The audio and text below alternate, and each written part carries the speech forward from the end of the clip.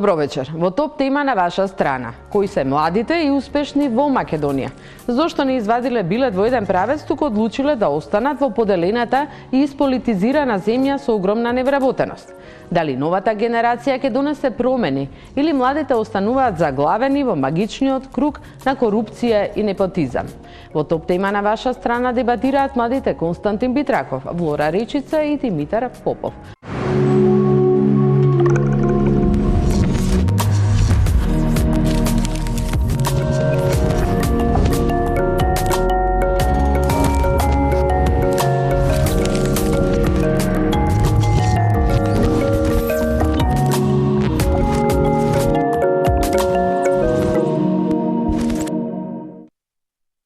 Добро вечер во топ тема на ваша страна. Вечерва наши гости се млади истражувачи, научници и предприемачи. Ке дебатираме дали во Македонија се создава нова реалност или некои успеваат да се отргнат од дневната политика, поделбите и апатијата и самите носат промени.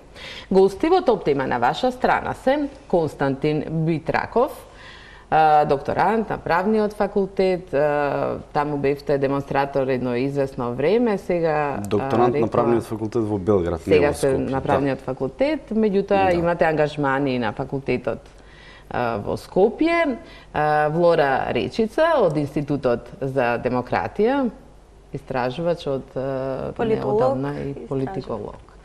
И со нас е Димитар Попов, основач на видеопродукцијата, порталот Риборн и организатор на културни настани. Малку беше компликувано се она што ми го дел од кажува. Риборн, да, како дел од Риборн организираме и настани и исто така имаме и видеопродукција, али една целост е Риборн. Риборн МК не познаваат како портал. Добро вечер на сите.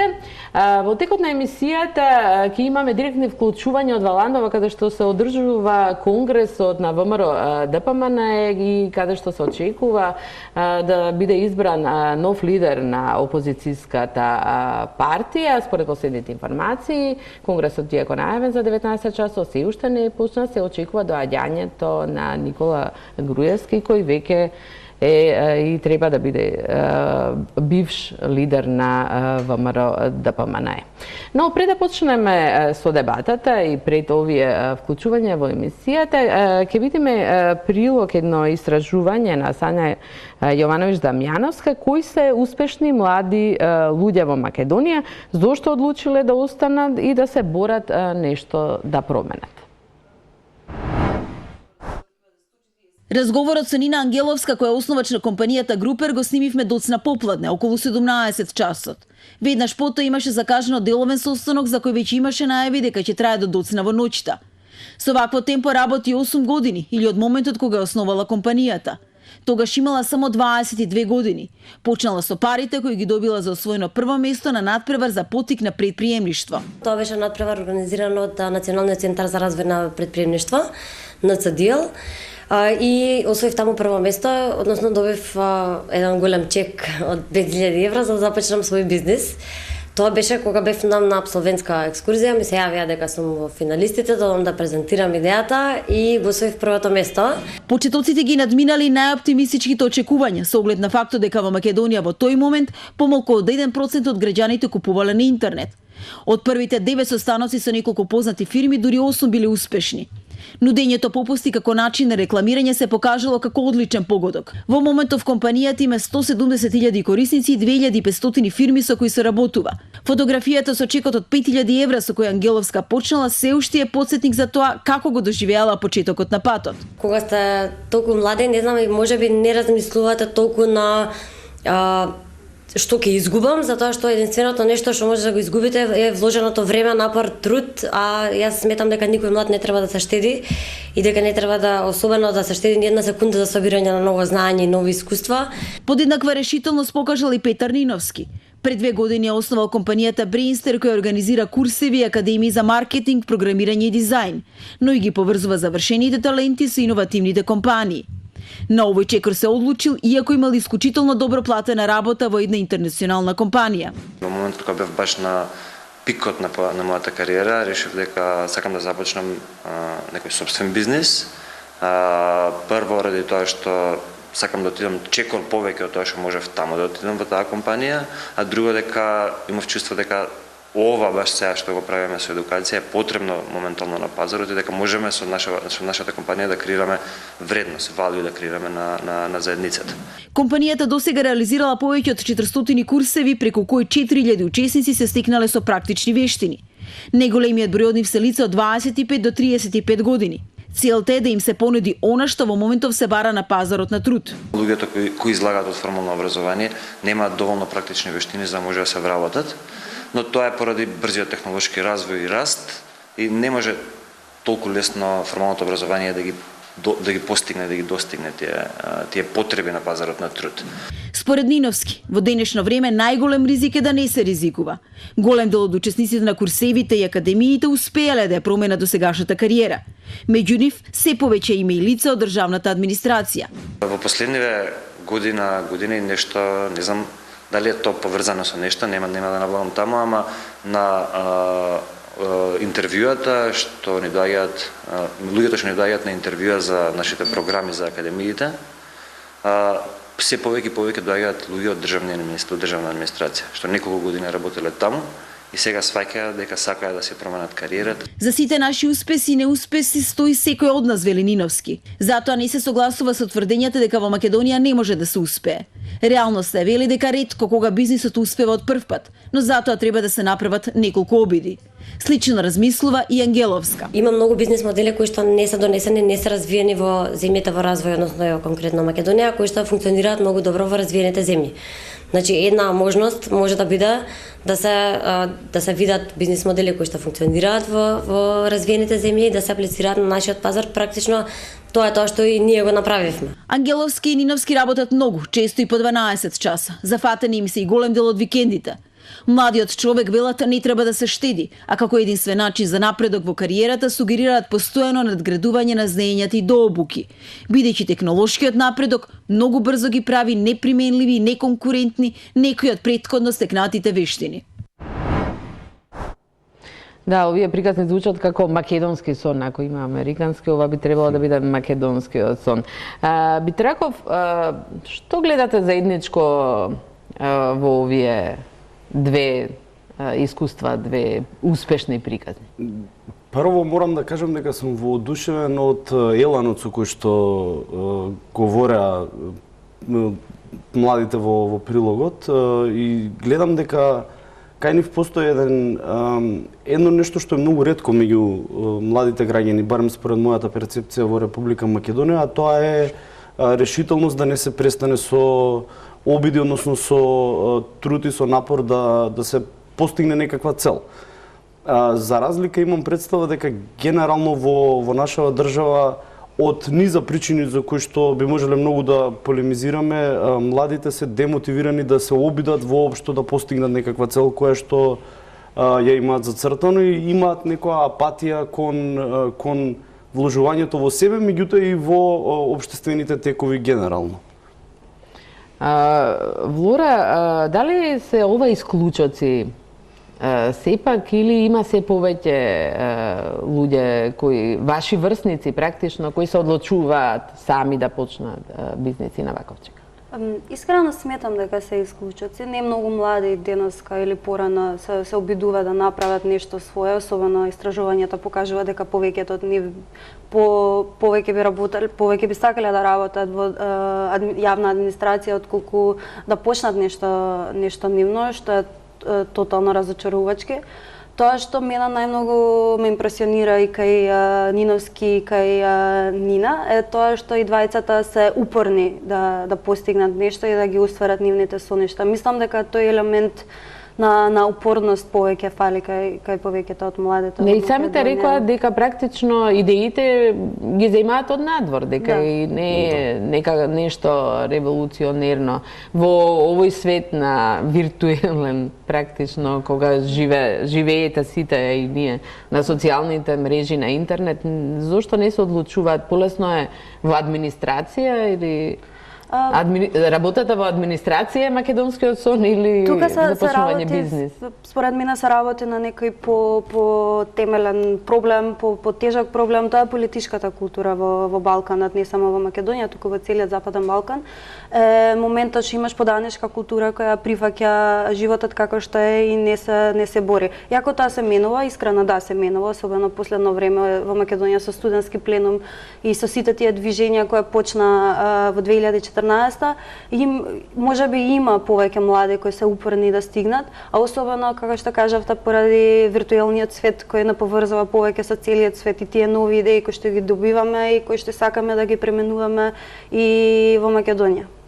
Морам пак кај Битрако го спомнавме студентскиот пленум, студентските движења, вие бевте немаше водачи тогаш, меѓутоа бевте најактивен практично представник во преговорите со владата. Живее ли тој уште дух на студентскиот пленум? Духот на студентскиот пленум мислам дека живее, бидејќи ние секојдневно гледаме како граѓаните се помотивирани да детектираат и да изложуваат општествени проблеми, барем во последниве неколку години почнувајќи од студентскиот пленум, како да се создаде една верижна реакција на протести, а еве денес овој период, да речеме, по промената на власта, можеби немаме протести на редовно ниво, меѓутоа имаме реакции општествени, особено на социјалните мрежи кои што ги споменавте за низа проблем, без разлика дали станува збор од паркирање непрописно, што секојдневно ги револтира граѓаните, до изградба на рудници во југоисточниот регион. Така што ако речеме дека студентскиот пленум имаше еден дух на борбеност и неконформизам, тогаш би рекол дека постои тој дух, меѓутоа постои видоизменет и соодветен на општествените прилики сега. Димитар, дали се согласуваш со твоите соговорници дека луѓето не се одлучуваат многу лесно да почнат свој бизнис, сонуваат за работа во државна администрација? Разликата меѓу вас е што вие имате свој бизнис. Да, прво да коментирам на вашето прво прашање, дали се исклучоци Нина и Петар. Ја мислам дека не е тоа толку негативно и да се исклучоци, мислам дека секаде во светот тие што Него мислев како тие што се предприемачи, што превземаат толку голем ризик, секогаш исклучоци. И во Америка се исклучоци, и во Англија, и во Данска. И кај нас се исклучоци. Мислам дека дефинитивно се уште постои тој дух дека е многу по едноставно и многу по сейф, со помалце ризик да се вработиш во, да речеме, во администрација. Али ја па до некаде сум често со многу млади и во директен контакт во нив, има многу што сонуваат баш да имаат нивен бизнис и од друга страна се раѓа еден нов проблем кај што многу од младите тој сон да имаат свој бизнис е дури врежен во нивната глава како да е дефиниција за успех, и ако не го направиш тоа или ако не почнеш да if you don't walk down that path, дека ти уствари нешто не си постигнал во живот. До некаде има недостаток на млади кои што се спремни да се вработат во компании, да бидат послушни, да учат, да изградат кариера, па можеби после 10, 20, 30 години да размислуваат за нивен бизнис. Да, меѓутоа создаваат и се вработуваат во компании кои се успешни во информатичкиот дел. Дури не најдов некои податоци дека се повеќе се запишуваат на тие факултети кои им нудат или работа во странство или да работат тука, меѓутоа во вакви некои компании кои се составени од млади луѓе. Да. Има се повеќе и повеќе компании. Квантитетот на тие компании расте, ама самите компании се помали и помали. Некогаш се само двајца, тројца и работат дигитален маркетинг или работат веб девелопмент или нешто. И се создаваат и нови професии. Да, се создаваат и константно се создаваат и нови професии. Мислам дека можеби не треба да го презентираме, не треба да ја презентираме дискусијата како ако не се предприемачи како Нина дека треба да работат за администрација. Има многу други опции, има многу други компании и светски кои што сте тука присутни, и наши, и стартап компании како Групер и Brainster. Константно кадарот за да се вработи луѓе, и јас како предприемач, најголем проблем моментално нас ни е да најдеме луѓе да се вработат во Риборн, кои што ќе бидат reliable, кои што ќе бидат спремни да се посветат на подолг рок, кои што имаат некоја замисла за да изградат кариера тука. И нас како еден екосистем на предприемачи сме правеле многу муавет заеднички и тоа е можеби проблем број 1 моментално е кадар за вработување на толку млади и толкова невработеност, вие имате проблем да најдете луѓе кои ќе работат. Не само да најдеме луѓе, туку да најдеме луѓе кои се квалитетни, кои што ќе дојдат. Нас многу често ни се случува уште од првиот состанок со нови луѓе да дојдат касно, да не дојдат, да ни се јават по 6 сати вечерта покасно и да ни кажат нешто ми се случило. И тоа не може да биде коинциденција еднаш два пати, ама нас со нашето искуство со млади што се 17, 18, 20 години, тоа многу често... Добро, со какви квалификации треба да имаат малку искуство и во она што го работи, да ви имате повеќе... имаме разни, али некогаш бараме луѓе што имаат и некакво искуство, зависи ако треба да имаат нешто како project management улога, ама често бараме и баш нашата мисија како Риборн секогаш ни беше да соработуваме со младите вистински to engage them и вистински младите што се средношколци што само што почнуваат факултет да речеме, да им дадеме некаква прилика да се покажат, да стекнат некое искуство. Се уште веруваме во тоа, само е тешко да се стигне до тој кадар. Слушаме, значи, малку два сосема различни перцепции. Како ова го објаснувате? Значи, да, Битраков, бидејќи зборувате за студентите кои ги среќавате на факултетова... За пошироката слика кога станува збор за мои колеги кои што се пред се правници, меѓутоа се разбира и останатите.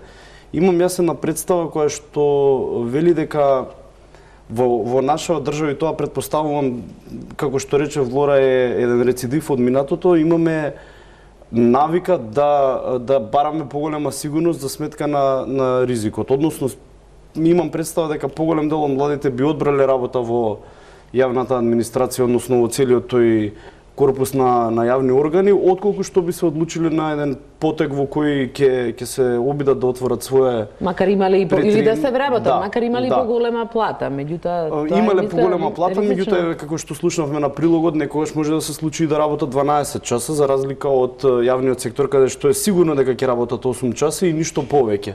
А и во тие 8 часа се постава прашањето каков надзор над нивните перформанси има. И мислам дека тука е главната причина за тоа што младите се мотивирани да одат пред се во јавната администрација. И еве едно мое лично искуство кое што со години веќе ме изненадува, да речам. Јас своето средно образование го завршив во Соединетите Американски држави. Јас таму како ученик 4-та година средно не слушнав ниту еден мој тогашен соученик да има амбиција да работи во јавниот сектор. Враќајќи се овде, гледаме на поинаква реалност во која што баш еден широк диапазон на млади инсистираат да работат во јавен сектор, односно на некоја позиција која што подразбира државна власт. Тука ќе малку ќе ја прекинеме дебатата. Се надам дека на линк ја имаме Далиборка Демјанска, која е во Валандово и го следи конгресот на ВМРО ДПМН. Дали конгресот почна и што се случува, Далиборка, каква е атмосферата? Да, Сања, конгресот што туку почна, пред малку беше интонирана државната химна и химната на ВМРО ДПМН, се чекаше да пристигне до сегашниот председател Никола Груевски, кој дојде последен. Инаку пред него пристигна и единствениот кандидат за председател Христијан Мицкоски. Внатре се присутни голем број на поранешни министри, пратеници, има поранешни градоначалници, други јавни личности. Тука се министрите, поранешните министри, Гордана Енкуловска, Милијана Киевски, тука е Сашо Мијалков, тука е Диме Спасов, поранешниот градоначалник Коце Трајановски. Меѓутоа, вечерва не дојдоа Илија Димовски, Антонио Милошовски, Филип Петровски, Борис Мејковски, кои што своето отсуство го најавија на Фејсбук со напади дека овој конгрес нема да биде демократски. Инаку и двајцата, и досегашниот председател и евентуално новиот, дадоа изјави пред медиумите во кои изразија надеж дека Конгресот ќе биде успешен. Предлагам да ги чуеме нивните изјави. Треба да имаме мирен и транспарентен Конгрес, треба да се донесат мудри и рационални одлуки и треба да се насочиме потоа кон напредна и просперитетна Македонија, а предуслов за тоа е рушење од власт на нашиот политички опонент СДСМ. И верувам дека работите ќе одат во оваа правец. Искрено верувам дека најголемиот дел од делегатите ќе бидат присутни на денешниот прв ден од водениот конгрес. Исто така очекувам голем дел од нив, односно мнозинството, согласно партијскиот статут, да бидат присутни во текот на утрешниот. Најголемиот дел од смерниците на кои што ќе се темели идната политика на ВМРО-ДПМН, доколку ја бидам избран за претседател на ВМРО-ДПМН, ќе ги дадам во утрешниот говор пред делегатите на 16-тиот воден конгрес. Раката не само што е подадена, туку и прегратката е отворена, така што секој е добронамерен, вклучително и луѓето кои што се ориентирани према ВМРО-ДПМН, но и сите граѓани кои што сакаат и кои што имаат намера да ги поддржат политиките на ВМРО-ДПМН во иднина се добре дојдени. Дали се очекува све да се одвива според агендата? Мислам дека Груевски треба да се обрати денеска, утре како што најави Мицковски. Можно ли е некакво изненадување, нешто друго освен од предвиденото сценарио? И какви се коментарите таму на луѓето кои го следат Конгресот? Што може да се случува по овој Конгрес со оглед дека видни членови не учествуваат на него? Присутните се оптимисти во тој поглед. Значи сите велат дека не очекуваат дека ќе се случи нешто драматично, дека можеби нема да има кворум, меѓутоа тоа ќе се знае дури малку подоцна, откако првин ќе се формира верификациона комисија која што ќе треба да ги изброи акредитациите на присутните членови. Инаку коментарите и се и во правец дека веројатно Конгресот ќе биде успешен, меѓутоа тоа не се знае како ќе се одвиваат состојбите во партијата понатаму. Исто така ќе се знае дури од понеделник и Мицковски и Груевски изразија надеж дека се ќе биде во ред. Мицковски дури кажа дека ќе им подаде рака на своите досегашни сопартици кои покрена иницијатива Конгресот да биде одложен и изборува во негативен контекст за него овие денови, така што навистина можеби малку подоцна ќе се вклучиме, ако доколку имам нешто поконкретно, да се види дали ќе има доволен број на присутни делегати за да биде Конгресот успешен. Инаку бројот на делегатите е 544, од нив треба барем 263 да бидат присутни за да биде Конгресот успешен. Така што ќе се вклучиме подоцна. Да, благодарам. Да, доколку има нешто ново во меѓувреме, повторно ќе те вклучиме. Благодарам, а ние продолжуваме со дебатата. Политиката очигледно е неизбежна. Влора, колку политиката е виновна за она што ни се случува, за односот и ова што го зборуваме, за младите луѓе да не се одлучуваат да ризикуваат, да се нерешителни, да не почнуваат свој бизнис и да одбираат администрација? Па би сакала тука да се надоврзам и на Димитар.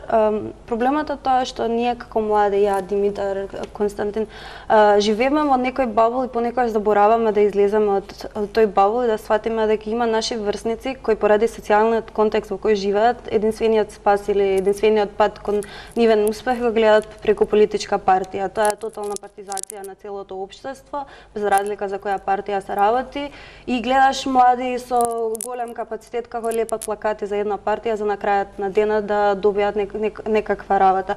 Тој момент на заробеност и безпомошност на младите, особено поради економската ситуација во Македонија, ги наведува да мислат дека единствениот спас им е во партијата во која најверојатно ја не сметам дека веруваат толку во идеалите на партиите, пошто нашите партии не дека имат некоја политичка програма или идеологија која би можел као млад да веруваш, туку тие практични придобивки од вклучување во политичка партија Дали тоа се менува? Дали има со промена на власта, дали или нема голема разлика меѓу партиите или ќе треба време? Искрено не. Малце сме насочени како општество кон тоа, без разлика на етникуми или било што, сме насочени кон тоа да веруваме дека политичката партија е така единствената која ни ги представува нашите интереси, без да сватиме дека, например, во собрание пратениците се представници на сите граѓани. Во Македонија мандатот е генерален, не по изборна единица или политичка партија, без да сватиме дека владата е влада на сите, не на една политичка партија или на гласачите на една политичка партија.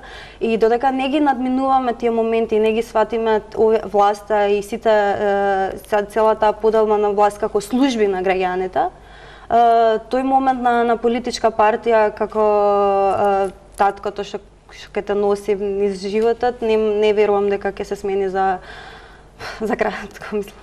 Да, ќе треба време. Јам да прашам нешто да се. Да, се разбира.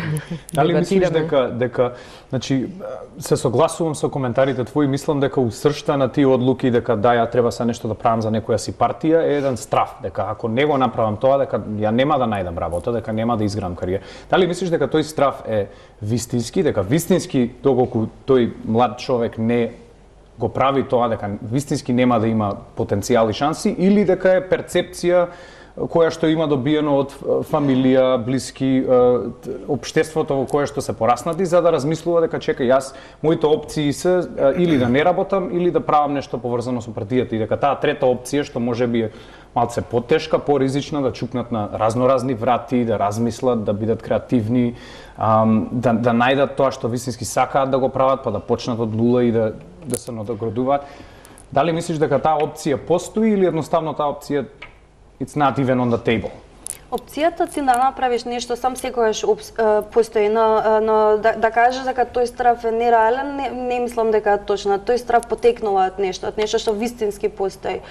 Можеби имам успеено или ти поради различен контекст на кој што сме живеле. Прво сме живеле во Скопје, па после тоа сме имале можеби добро образование. Не сите ги добиваат овие работи, се работи за држава каде што регионално воопшто не е развиена, имаш мали градови кај што искрено не дека имаш и многу опции да се развиеш и економски, и социјално, и културно, и некако патот те води кон политичката партија. Исто така имаш Македонија која и беше заробена држава, каде се требаше да оди преку политичката партија за да добиеш нешто и во државно, и во приватниот сектор. Дури да основаш свој бизнис, беше многу тешко и е се уште тешко поради лошата економска состојба, но и поради заробеноста на институциите од политичките партии. Така да тој страф потекнува од вистински и реални причини, не се причини кои општествено, ама исто така има влијание тука и политичката култура и начинот на кој размислуваат луѓето.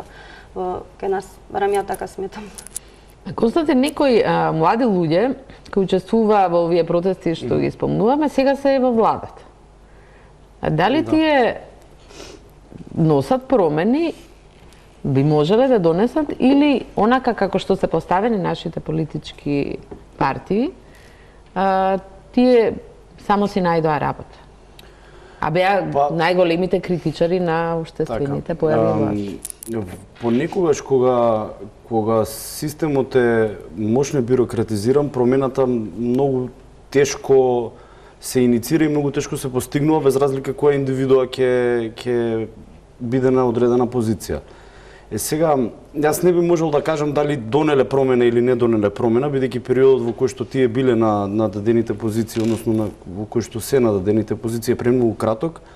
Меѓутоа, оно што можам да го кажам е дека не можам да верувам во искреноста на намерите безусловно, во смисла на тоа дека ако тие работат навистина за владата и при тоа за сите граѓани, а не за партијата, односно партиите кои се владеачка коалиција. Да, слушнавме од многу од нив кои велеа не, ние работиме во владата, иако не сме членови нагласувајќи партијата. Меѓутоа, членувањето или нечленувањето во самата партија не значи дека некој не може да се залага за партијата. И сега, земајќи го предвид минатото искуство каде ние постојано гледавме едно преплавување на јавноста со податоци што сработила владата, каде имаше еден огромен сензационализам, секое помрднување од мртва точка беше представувано како проект и на владата на Република Македонија, а со тоа во основа на владачката коалиција. Не можам да верувам дека веднаш се променила таа матрица и дотолку повеќе и гледам индиции дека не е променета таа матрица,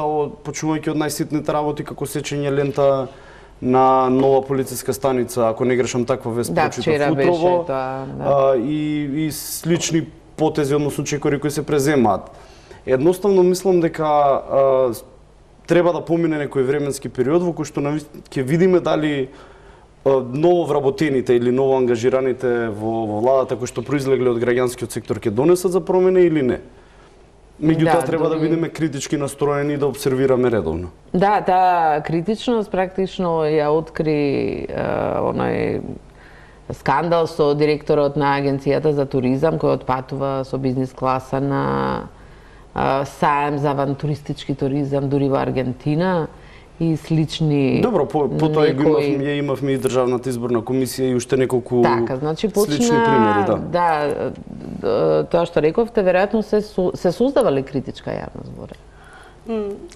Прво сакам да се надоврзам на нешто друго. Мислам дека не е проблемот да работиш во државна институција и да работиш во владата. Поголем проблем е начинот на кој се избират луѓето и кај се конкурсите, јавните конкурси за вработување во тие позиции. А дали се создава критичка маса? Има еден момент на кој што мене ми создава страв, е моментот критика, безцелна критика. Се создава некој ефект по социјалните медиуми дека критикуваме, но мене ми е поважна таа критика да биде поднесена до личноста која треба да ја приме, не личноста, туку институцијата која треба да ја приме таа критика и реално да постапи по таа критика. Иако искрено последните реакции што беа и за ДИК и за лошото паркирање преку социјалните медиуми успеа да направат промена страна на државата, така да, се создава некој, се разбудуваат луѓето. Да, веројатно се разбудени. Димитар, пред емисијата кога се договаравме, нагласи политика мене не ме интересира. Како може да некого да не интересира политика во Македонија и да не го допира како се? Па да, нас од самиот почеток на Риборн бевме решени дека тоа зошто го правиме Риборн и тоа што ќе постигнеме со Риборн ќе биде баш да дадеме еден спотлајт на се друго у државата, затоа што кај нас сите ги интересира политика, сите дискутираат политика, сите се експерти во политика, а тоа едноставно мене секогаш ми било многу фасцинантно. Ја имаме таа некоја култура на Балканов, можеби у Македонија особено, дека сите мислиме дека се знаеме, нели? Дали станува тоа збор за да се настинам јас денес или утре, и сите 20 и нешто души што ќе ги видам у денот ќе ми дадат мене совет за како јас да се справам со таа настинка. Јас мислам дека го спомнав, претходно имам живеено во Америка 15 години во мојот живот. Споменавме. Да, и често сите ствари што ги доживувам тука ги споредувам со мојот живот таму, едноставно не можам да избегам од тоа затоа што 15 години. Да, константно се гледам од некоја друга различна перцепција и размислувам зошто тука е на еден начин, зошто таму е на друг. И тоа таму е многу различно.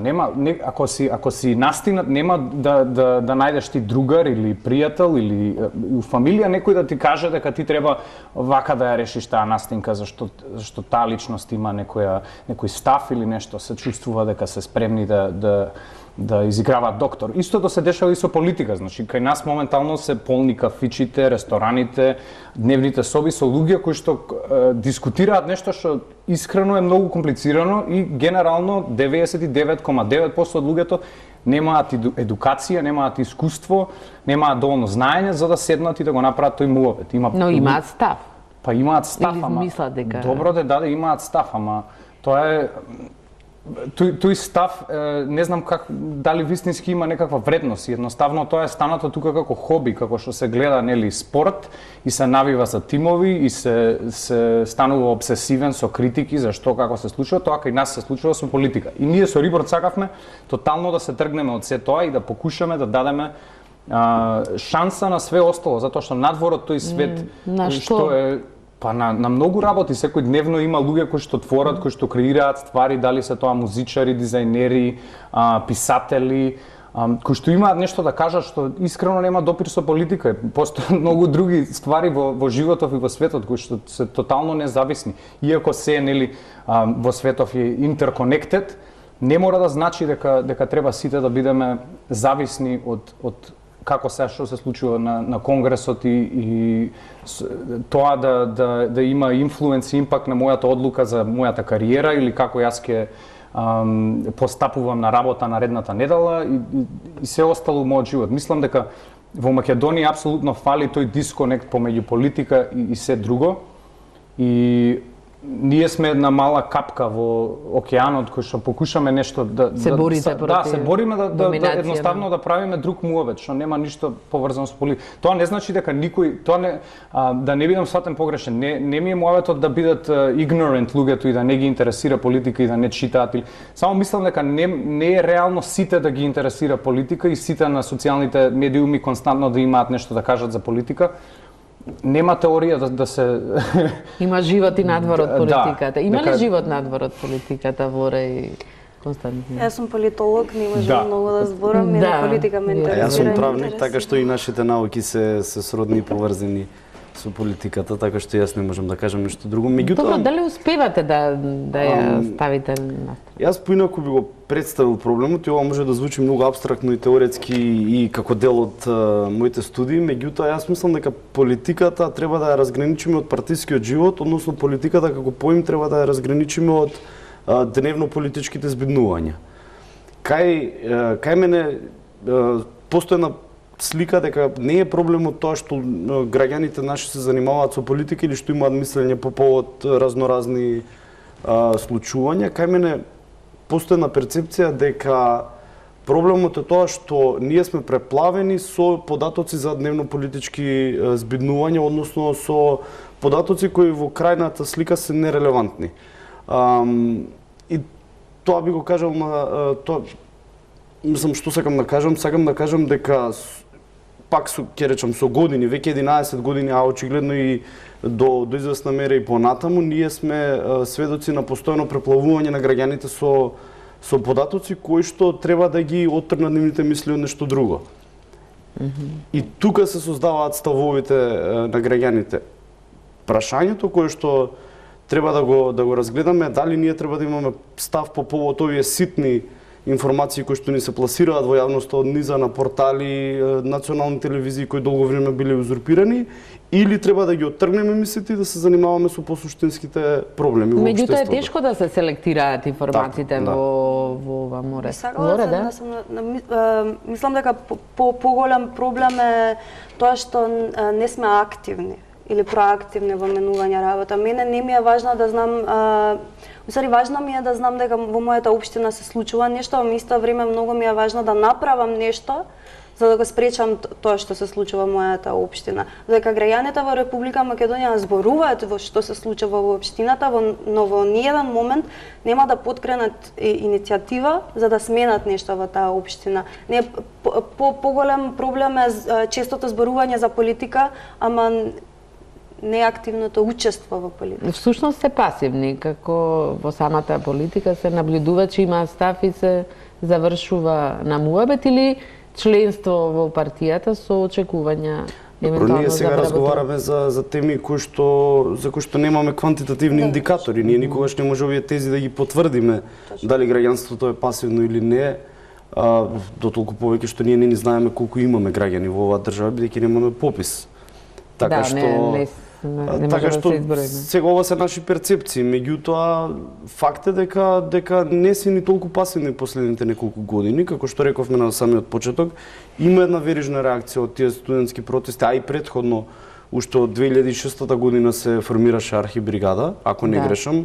Значи, првите протести на плоштадот за црквата. Не може веднаш да се постигне едно масивно активирање на граѓаните со оглед на тоа дека Република Македонија има поминато историски низеден период на транзиција кој што подразбира не само промена на економско, општествениот и политичкиот систем, туку и промена на свеста на граѓаните. За состојбата со вработувањата и младите истражувач Александар Манасиев и можеме од овој прилог ќе слушнеме некои конкретни податоци околу вработувањата, барањето работа. Замислете, дури 24% од истражувањето кое го консултиравме од младите воопшто не бараат работа. Да го видиме прилогот на Александар Манасиев. Прва плата од 1000 евра во домашна компанија или билет за странство. Вакви се желбите на многумина млади во земјава кога станува збор за решавање на проблемот со невработеноста. Дали младите имаат реални или нереални очекувања и дали сакаат вработување или пак бараат работа за да не ја најдат. Зошто половина од младите во Македонија се невработени? Зошто и до 80% од оние што немаат работа размислуваат да ја напуштат државата, а оние кои сакаат да останат сонуваат за работа во државната администрација. Централната и локалната власт, но и бизнис секторот носат свој дел од товарот за поразителниот факт дека Македонија е на 3-то место во светот по стапката на невработеност кај младите, веднаш зад Босна и Херцеговина и Грција. Сепак дел од вината мора да се насочи кај самите млади. Голем дел од нив не бараат активно работа, чекаат некој да им се јави за да ги вработи, а дел пак воопшто и не знаат што би работеле. Ова го покажува истражувањето на фондацијата Фридрих Еберт за тоа кои се причините и последиците од невработеноста кај младите. На прашањето во кој сектор би сакале да работат, безмалку еднаков е изборот на приватниот и јавниот сектор. 41% од младите рекле во приватниот, а само 2% помалку, односно 39%, сонуваат да работат во државната администрација. Само 8% би ги избрале меѓународните организации. Ваквите податоци биле изненадувачки за едно од авторките на ова истражување. Тие сакаат висока плата, интересна, предизвикувачка работа, да работат во успешни компании, да користат современа технологија и да имаат флексибилно работно време и слично, што не го возможува тоа јавниот сектор. Потаму се претпоставува дека тоа се оние млади кои што преферираат пак да имаат сигурно работно место, сигурна и редовна плата и која што сметат дека полесно можат да ја добијат таа работа доколку имаат познанства, врски, народно кажано, или политички врски исто така.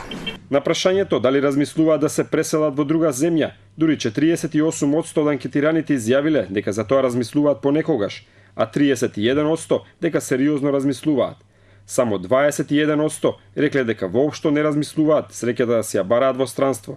Според Топузовска Латковик, желбата да ја напуштат земјата се должи на потребата од финансиска независност. Кај нас во Македонија луѓе и на 30 годишна возраст живеат се уште во семејниот дом, односно во домот на нивните родители. И поради тоа на овој начин, доколку заминат во странство, тие сметаат дека ќе си најдат работа, ќе имаат собствено место за живење, па најчесто ќе можат дури да им помогнат на своите родители со праќање на пари во матичната земја. Според неа, формалното и неформалното образование и кариерните центри треба да ги обучуваат младите како и каде да најдат работа, но потребно и самите да бидат поактивни. Од друга страна пак, младите неретко бараат виновник за тоа зошто немаат работа. Перцепцијата е дека државата воопшто или пак само делумно ги охрабрува младите да се клучат на пазарот на трудот. Само 12% од анкетираните сметаат дека државата работи во позитивна насока тоа да се смени, додека 41% рекле дека државата не ги стимулира младите. На крајот, интересни се и податоците за тоа колку биле активни младите да дојдат до работно место. 55% активно барале работа, 24% не барале работа, а 6% рекле дека чекаат некој друг да им ја најде. 60% од младите рекле дека ја пропуштиле шансата да најдат работа поради немањето врски, а 11% биле искрени кога рекле дека немаат соодветно образование. Најинтересен е податокот дека скоро 10% од младите добиле конкретна понуда за работа, но едноставно ја одбиле понудата. Ова се податоците од истражувањето. Димитар, вие не можете да најдете соодветен кадар на почетокот, дека тоа во Риборн тоа е најголем проблем. Споминавте и дека ја основавте фирмата пред 3 години, скоро пред 2 години. 2 години. Зошто после 15 години во Америка, таму сте се школувале, факултет, предпоставувам цело образование, се вративте во Македонија и тука почнувате да работите? До некаде ова може да се надоврзе баш и на претходната дискусија. Мислам дека моментално Македонија, колку и да има проблеми и да има challenges, има едно нешто што се има сменето у последните 10 години и тоа е со постоењето на интернетот, светот се има глобализирано и тоа уствари ни дава една огромна предност да направиме некои ствари кои што искрено и во Америка не се баш толку лесно не се постигнуваат. И што е тоа толку полесно тука еве? Не интересира. Сите со оглед на истражувањево каде што мислам дека вкупно ако ги собереме околу 80% сонуваат да живеат во странство и таму да ја тоа го разбирам потполно, али моментално Македонија е позиционирана доколку сме доволно паметни внатрешно да се организираме и да најдеме начин тоа да го реализираме, имаме кадар на луѓе кои што ако се едуцирани правилно, значи не само да имаат дипломи од факултети, туку да научат како што Брейнстер нудат часови за ствари кои што се вистински потребни, дали тоа станува збор за да си програмер или да си нешто во маркетинг светот или да си нешто во некој друг дел во IT светот. Доколку ја стекнеме таа едукација, има многу можности на глобално ниво да работиме за светски компании, да извршуваме аутсорс, кој што и тоа мислам се дешава овде. Да, тоа се тие мали успешни фирми кои во моментот работат за странство, ама за странски. Се додека расте бројот и квантитетот на тие фирми, ќе со тек на време ќе се роди и потреба внатрешно за да ги сервисира и тие фирми, така да нема се да биде за аутсорс, а аутсорс е само еден почеток Ниту па сите тоа може да го работат. На целата таа промена, али проблемот што со можност. Младите лекари кои сега апсолутно. Дипломираат и завршуваат, значи сите не може да бидат на некои професии кои што се горе доле поврзани со дигиталниот свет, али не е само програмери, туку може да има и луѓе што се нешто со графички дизајн, што работат со видео, со продукција.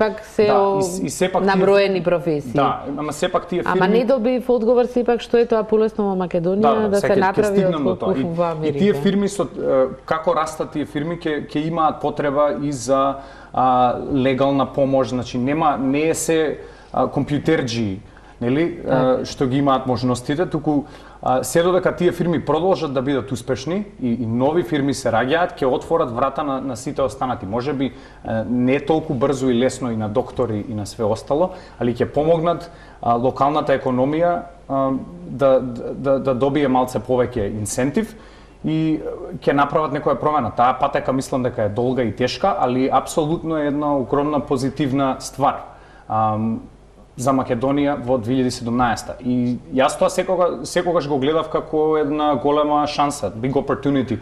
Иако бев во Америка, завршив факултет таму, се вработив во врвна компанија во Чикаго, работев како маркетинг консултант 4 години. Работев со компании од калибарот на Nestle, Red Bull, General Electric, како дел од тим на адвајзори, како се вика, адвајзори на македонски, нема веза. Консултанти, што не е многу македонски. Кај нас баш не ни постои таа кариера еднакво како што е таму. Проблемот во Америка е дека пазарот е толку голем и е saturated. Значи има огромна конкуренција за да почнеш своја фирма нешто да правиш, треба да превземеш многу повеќе ризик него ли што превземаш тука во Македонија. Треба многу поголема инвестиција која што генерално the average person не може да ја направи. Треба да потекнуваш од богата фамилија или треба нешто да си баш специјално, генијално, да не речам, за да стигнеш до такво нешто. Значи ние ги слушаме приказните нели на Марк Закерберг и на Тесла и на Apple, ама тоа се многу мал дел, мал процент, апсолутно како што претходно кажавте, исклучоци. Грото, моите другари во Америка, грото на луѓето во мојата генерација работат за некои компании, живеат еден многу нормален живот и горе-доле се на исто ниво на сатисфакција и happiness како што се луѓето тука. Ама тоа многу е тешко да се види додека сме тука, али еве јас вие како дојде, верувајте ми. Го гледате. И значи каде ја гледам opportunity е дека има тука шанса, не е лесно затоа што фалат многу ствари, како што ви кажам, тоа и кога даваш шанса на луѓето и каснат на интервју, Тушно бе некои одбива да работат, например, Али ако можеме тоа да го организираме и да го to improve it малце, имаме огромни шанси да работиме со остатокот од светот и да прават луѓе да вадат многу добри плати. И ја мислам дека тоа со тек на време, не преку ноќ, можеби за 10, 15, 20 години ќе има вистински импакт на остатокот од целосната економија. Ја искрено верувам во тоа и затоа сум вратен. Со Рибор што правиме моментално, што го малце барем го допира сето тоа, ама сме на самиот почеток, почнавме видеопродукција и правиме видеа за IT продукти, како апликации на телефон или нешто веб апликации, нови компании кои што нудат некои продукти, им треба помош да ја раскажат таа приказка преку видео. Ние го правиме тоа тука, а го продаваме таму и целото изгледа и е на ниво на квалитет како да би било снимено во Сан Франциско или во Лондон или во каде. Значи најдобар начин да го продадеме на тој пазар. И тоа го направивме ние со нула инвестиција овдека, со дечки кои што претходно немаа никакво искуство. Ја бев еден од нив, секогаш сум сакал да работам со видео, никогаш немав таква шанса претходно. И искрено да бев во Америка, немаше да ја добијам таа шанса, зашто во Чикаго да почнам да работам видео продукција или нешто, ќе ми требаат минимум $100,000 на страна тргнати за да можам да инвестирам во опрема, за да можам да повлечам некој да дојде да работи на проект.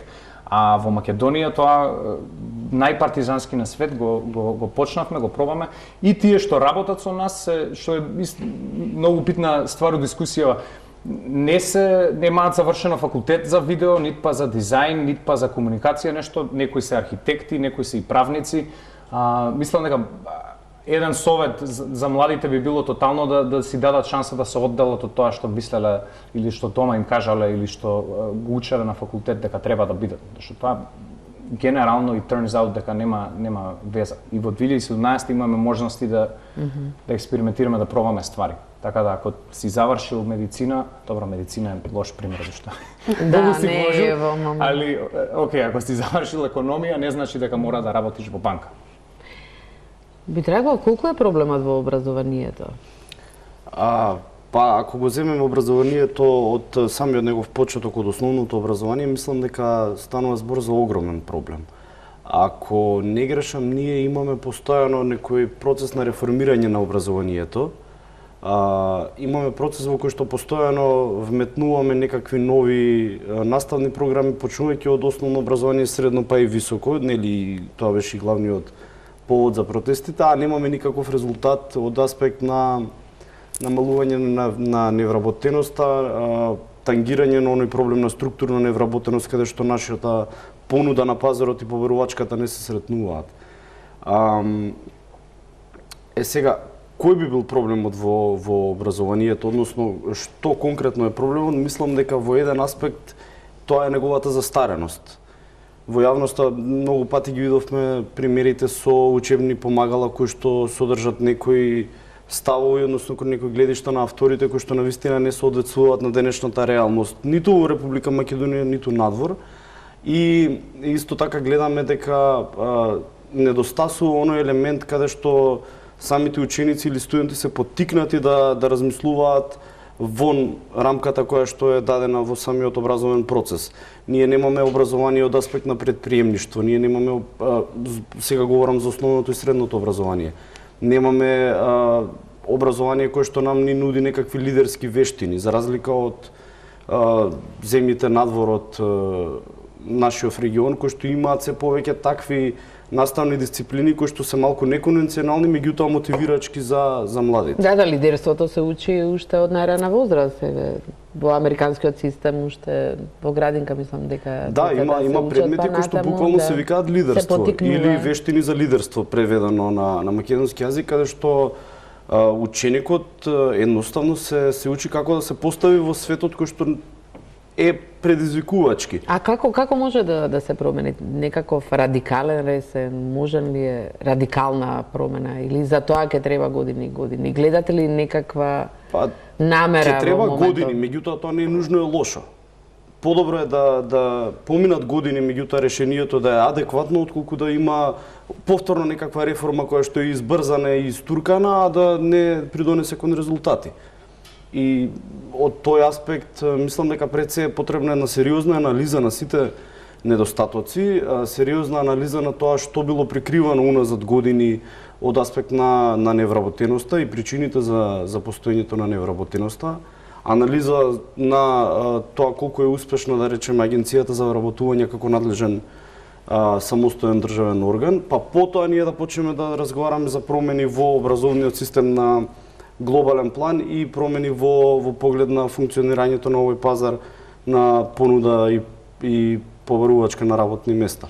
Мора многу млади луѓе во странство одат токму заради образование, уште не заради работа. Толку ли е лоша ситуацијата? Вако од не ваш... се согласувам со Константин. Мислам дека прво треба да се адресира проблемот во темалот. Мислам таму кај што и почнува лошото образование, неквалитетното образование во Република Македонија, почнувајќи од основно образование до универзитетско образование. Зборуваме за години и години кои младите луѓе ги поминуваат низ образовниот процес без суштински да добијат нешто квалитетно. Тоа се 7 сати во средно образование, каде ти седеш во еден клас и учиш работи со застарен материјал, со застарени податоци, со техники кои веќе не се за нашето време, за 2017. Исто така треба да се свати дека образованието, освен учење 2+2 е 4, треба да учиш и некои седна вредности како општество. Ако транзитираме од социјалистичко општество кон демократско и економско општество, ние треба да ги учиме тие вредности некаде. Тие вредности се учат во образованието, затоа што 20 години поминуваме низ тој процес на образование. 70% од младите мислат дека е во ред да даваш пари ти да добиеш некоја услуга во Република Македонија. Немаш антикорупцијско образование во Република Македонија. Сега почнува во основно образование, во секундарно, во средно школа ти не учиш за антикорупција, не учиш што е корупција, не учиш за форми на корупција. Младите, според фокус групите кои ги направи, не знаат точно да дефинираат корупција, не знаат какви форми на корупција има. За нив е вообичаено да дадат пари и да добијат оценка. Тоа е нормално. Ја прифаќа таа као општествена вредност која е нормална и прифатлива. И на крајот на денот не ни знаат каде да пријават корупција. Тие се млади луѓе што утре ќе одат на факултет, каде што прво ќе се среќаваат со корупција и подкупи, мито и сите тие феномени. Па после тие млади ќе ги учат тие вредности дека се нормални, ќе одат во светот да работат и во Македонија да се вработат и ќе ги сваќат без креирање на квалитетно образование, каде што младите ќе учат седна вредност, исто време ќе учат и квалитетно и ќе учат нови работи во чекор со светот. Ние како ќе го смениме општеството во иднина, како ќе направиме промени, како ќе имаме повеќе луѓе како Димитар, затоа што имал шанса да учи во Америка, истото Куки го имала, истото до некаде сум го имала јас, но што правиме со младите што живеат во Струмица или во некоја друга градче, или младите што живеат во Тетово или некоја друга помала градче во Република Македонија, кои можеби ја нема таа шанса да заминат и квалитетното образование треба да биде тука, не ние сами како млади да го бараме надвор од Македонија. Тука ќе направиме една пауза за реклами и се враќаме повторно на дебатите. Гледате Топ тема на ваша страна. Се вклучуваме повторно во Валандово, каде што се одржува конгресот на ВМРО ДПМН. Дали Борка, дали почна конгресот и што се случува таму? Да, Сања, конгресот почна со работа откако верификационата комисија изброи присутни 411 делегати, отсутни се 133. Со тоа конгресот може полноправно да одлучува. Интересно е што председателка на верификационата комисија е една од подписничките на иницијативата за одлагање на конгресот. Тоа е поранешната пратеничка Светлана Јакимовска. Заедно во председателството кое што председава во моментов со конгресот е уште една подписничка на иницијативата, тоа е Дијана Трнталовска. Инаку конгресот веќе, откако почна се избраа потребните комисии, почнаа дискусиите на делегатите, е затворен за јавност. Прв се обрати Александар Флоровски, пошто продолжија дискусиите на останатите делегати. Утре продолжува конгресот. Првин ќе се обраќа досегашниот председател Никола Груевски, а потоа ќе следи и гласањето, пошто доколку биде избран новиот председател ќе следи негово обраќање. За да биде избран му се потребни 273 гласа од присутните на конгресот. Тоа е за сега се од овде од Валандово, се слушаме утре со неколку јавувања од текот на Конгресот во утрешниот ден. Сања? Ти благодарам, Далиборка, за ова јавување. Тоа беше Далиборка Демјанска, која го следи Конгресот на ВМРО ДПМН, каде што треба да се избере нов лидер, а има само еден кандидат. Ке има интересни случувања, очигледно, внатре во партијата и по овој Конгрес, според она што го јави Далиборка. А ние продолжуваме со нашата дебата во топ тема на ваша страна за младите и перспективите. Еве, само што го слушнавме извештајот и неодмиливо ми е прашањето.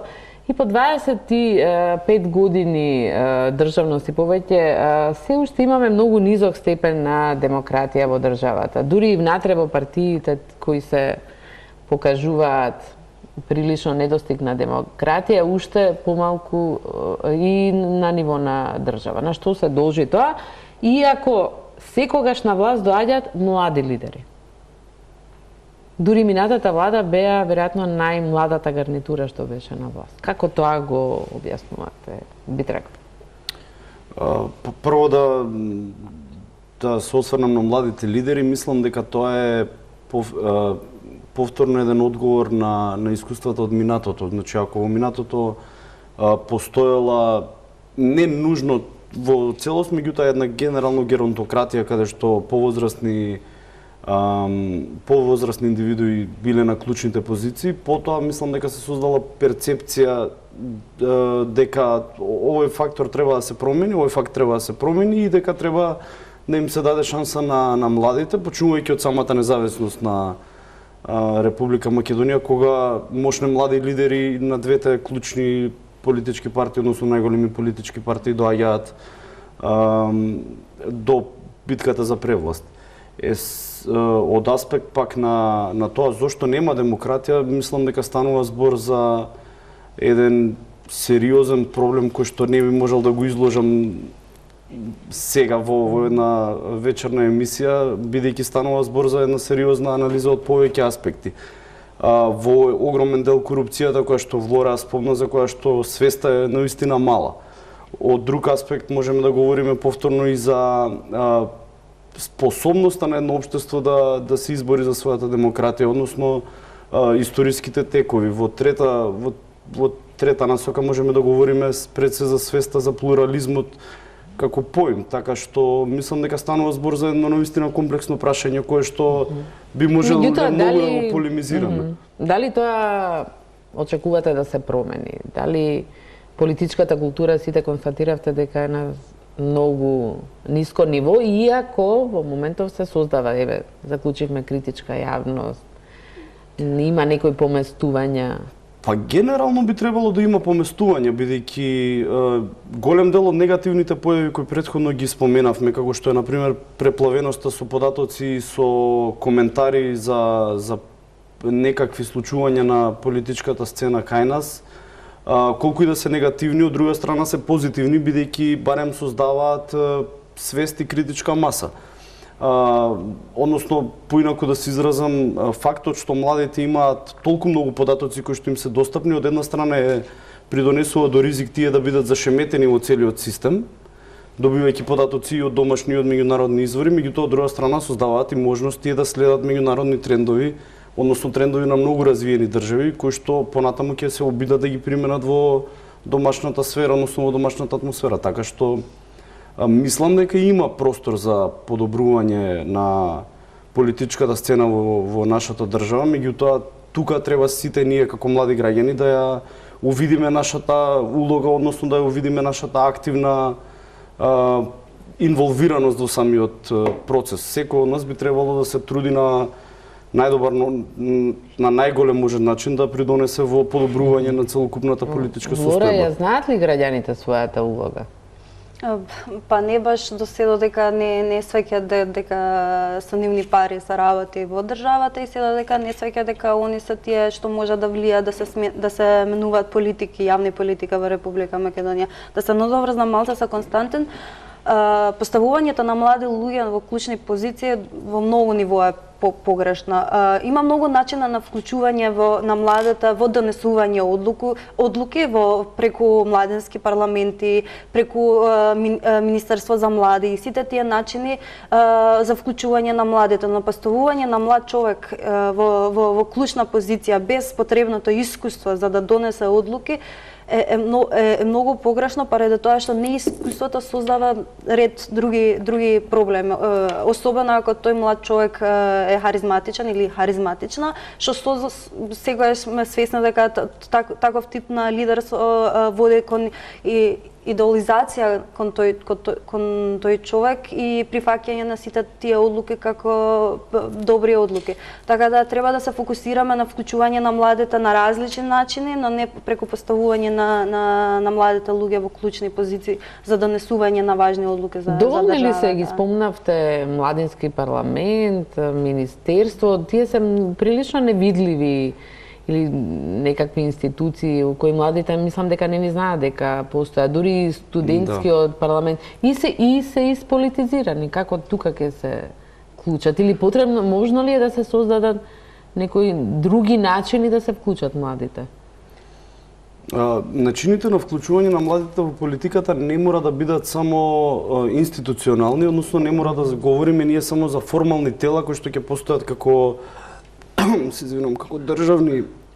како државни органи, тука на пример можеме да гледаме и улогата на медиумите. Доколку медиумите даваат повеќе простор на младите да се слушне нивното мислење, и младите ќе се чувствуваат поинволвирани. А како можат сами да се изборат? Бидејќи има луѓе кои се обидуваат да се работи за само иницијативност.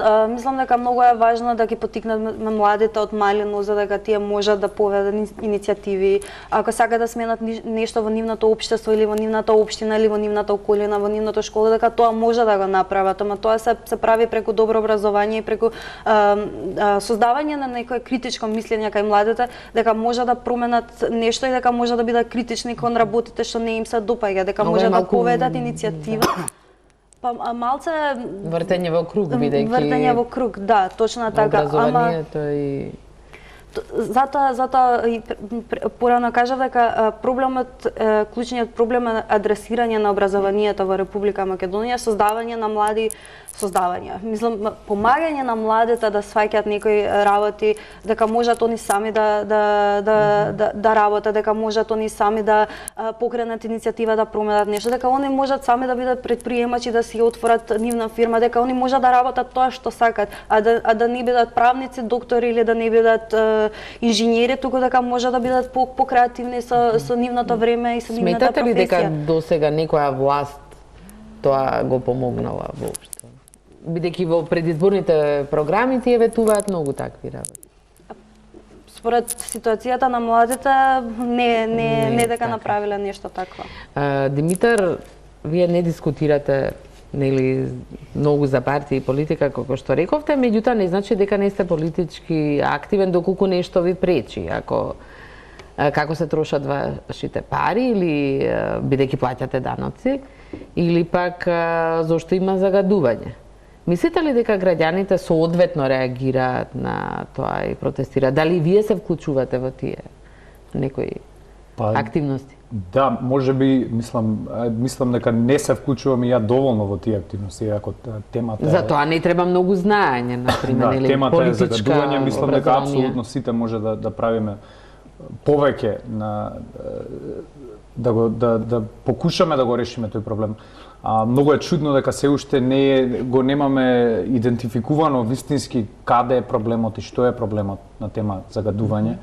И тоа е многу тешко да имаме некаква реакција која што ќе биде ефикасна, кога јас барем се осеќам дека у овој момент зимава, не знам што да преземам лично за да допринесам. Еве сега ние сме и медиум, имаме и до некаде некој глас кој што и можеме тоа да го искористиме за нешто, може да инволвираме луѓе, али на таа тема се чувствувам баш онака Разочарани ли бевте? Имаше и протест, се организираше кога веќе немаше магла, во држава дека беше протестот. И многу беа масовни реакциите на социјалните мрежи, меѓутоа кога ќе треба да се покаже и да се протестира, луѓето некако се одлучуваат да седат дома. Не е проблемот само со протестирањето. Еве, повторно ќе се навратиме на образованието, меѓутоа, кога ние како млади индивидуи во текот на основното, средното или високото образование би биле образовани соодветно, би знаеле, речи си секој од нас, дека во Република Македонија постои еден закон за представки на граѓаните. Во тој закон е наведено дека до секој јавен орган може граѓанинот да се обрати со известно барање, кое што не е значи поведување на конкретна постапка за решение, туку барање за општ интерес и дека во тој случај органот мора да одговори.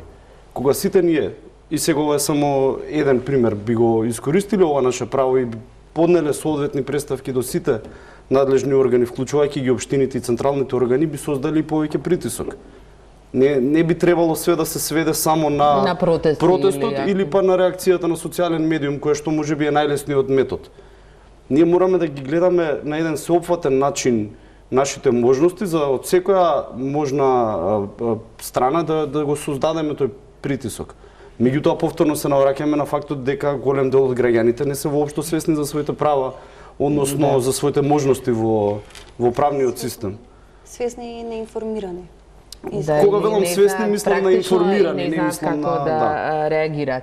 Лора, дали може состојбата очекувате да се промени доколку Македонија на меѓународен план постигне напредок, да речеме почне преговори со Европска унија, стане членка, дали треба да чекаме дури стане членка на Европска унија? За да имаме развиена демократија не треба да чекаме да бидеме членка на Европската унија, ама ако се отворат преговори со Европска унија, тоа ќе биде голем потик и голема позитивна енергија за граѓаните на Република Македонија. Тие процеси, особено меѓународните и напредокот на Македонија во меѓународните процеси е особено важно за граѓаните, затоа што повеќето од нив искрено мислат за економската придобивка која ќе имат, ама тоа за нас другите што не сегаш мислиме само на економската придобивка, ќе ни отвора врата да развиваме некои процеси што не се важни на нам и за развивање на целото општество.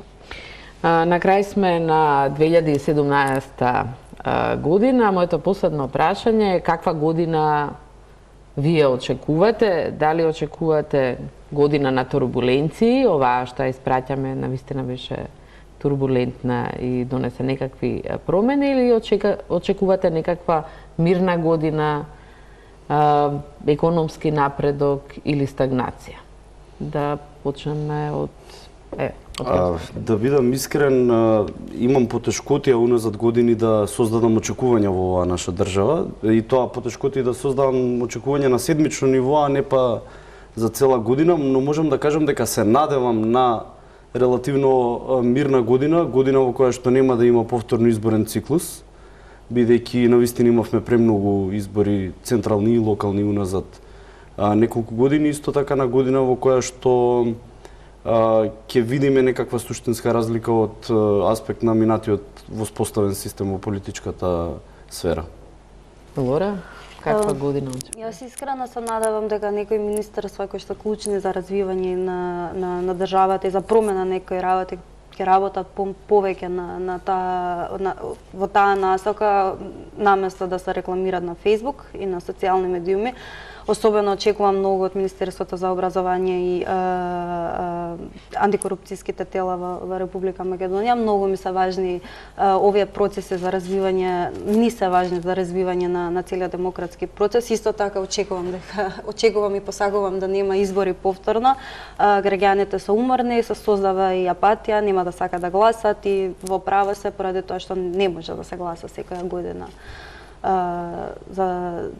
Или за централна или за локална власт, и моментално што мене ми е најважно пратениците да сватат дека треба да работат во собранието, дека се представници на граѓаните, дека се наши пратеници, не се пратеници на политичка партија, да нема бойкотирање, да има диалог, да има компромис и да се дојде до решења што се најдобри за граѓаните, а не за одредени елити и личности. Иако смеам да додадам нешто што држава, на крај сме, тоа не го напоменав предходно во емисијата, јас навистина се надевам дека нашата владеачка коалиција и парламентарното мнозинство ќе смогнат цели да донесат закон за спроведување референдум во 2018-та, не референдум, попис во 2018 година, бидејќи мислам дека е безцелно да се говори за политики и за подобрување на економската состојба и вработеноста, односно невработеноста, доколку ние немаме воопшто податок за нашата демографска... Референдум би имало доколку дојдеме до некакво решение на спорот со името?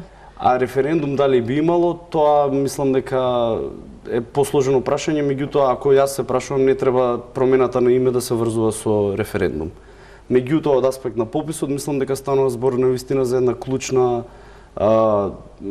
за еден клучен чекор и навистина мислам дека не би смело нашата држава да се дозволи да биде една од 4 во светот кои една декада, односно повеќе од 10 години не спровеле попис на населението. Димитар, за крај, како оптимист на оваа маса? Ја немам некои, наместо очекувања, јас имам поставено конкретни цели, кои што мислам дека имам, јас и тимот имаме контрола на сето тоа и немам никакви очекувања, сакам да постигнем некои ствари, сакам да работиме нови луѓе во Риборн, да го дуплираме тимот од 2018 и мислам дека тоа зависи тотално од нас. И на крај ќе прочитам едно соопштение. Телевизија Телма и Македонскиот центар за меѓународна соработка ги избра првите добитници на наградите за граѓанско новинарство. Во категоријата приказни на граѓански новинари, првото место го доби приказната девојката со усите, второто загаденоста во околината на Штип. Во категоријата фотографии, фоторепортажи и видеа наградена е видеотемата првата велолента во Скопје опасност за велосипедистите. Телма и МЦМС веќе во понеделник ќе го отворат новиот конкурс што ќе трае до 11 февруари 2018 за граѓанско новинарство. Ви благодарам сите на учеството во вечерашната топ тема. На ваша страна останете со програмата на Телма, следува ноќно студио, интервју со премиерот Зоран Заев. Пријатна вечер.